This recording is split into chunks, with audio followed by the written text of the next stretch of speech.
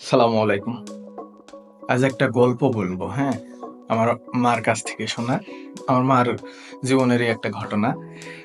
এ অনেক বছর আগে আমি তখনও হইনি এমন সময়।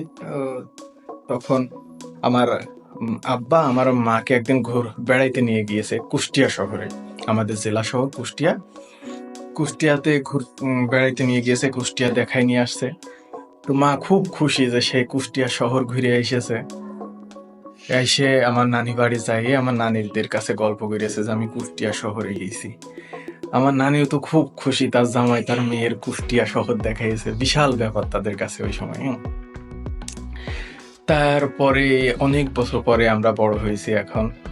এই গত 4-5 বছর আগে আমার মা আমার বোনের কাছে গেছিল। আমার বোন জার্মানিতে থাকে, বোনের কাছে আব্বা মা দুইজনাই গিয়েছে। আমার বোন দুলাভাই আব্বার মাকে ঘুরাইছে জার্মানিতে, পোল্যান্ডে, ইতালিতে, সুইজারল্যান্ডে। মানে আমরা যে দেশগুলাকে উন্নত দেশ বলি, সেই সব দেশগুলার সব বড় বড় শহরগুলা ঘুরাই দেখাইছে। মা এসে বলছে যে আমার যখন প্রথম কুষ্টিয়ায় নিয়ে যায় তোর আব্বা, তখন আমি কি খুশি।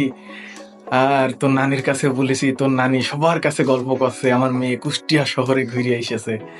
তো সেই আমি এখন কত দেশ ঘুরে আসলাম, সে জার্মানি, পোল্যান্ড, ইটালি, সুইজারল্যান্ড, এমনকি সৌদি আরব সব ঘুরে বেড়িয়ে আসলাম। তো এখন যদি তোর নানি থাকতো তাহলে আরো খুশি হতো, মা বলছে। ওইটাই পরে আমি একটা জিনিস চিন্তা করলাম যে আসলে আমার মা ওই সময় কুষ্টিয়া ঘুরেই এত খুশি হয়েছে, সে কিন্তু ওই সময় কল্পনাও করিনি যে তার ভবিষ্যতে সে এত বড় এত উন্নত জায়গায় কখনো যাবে।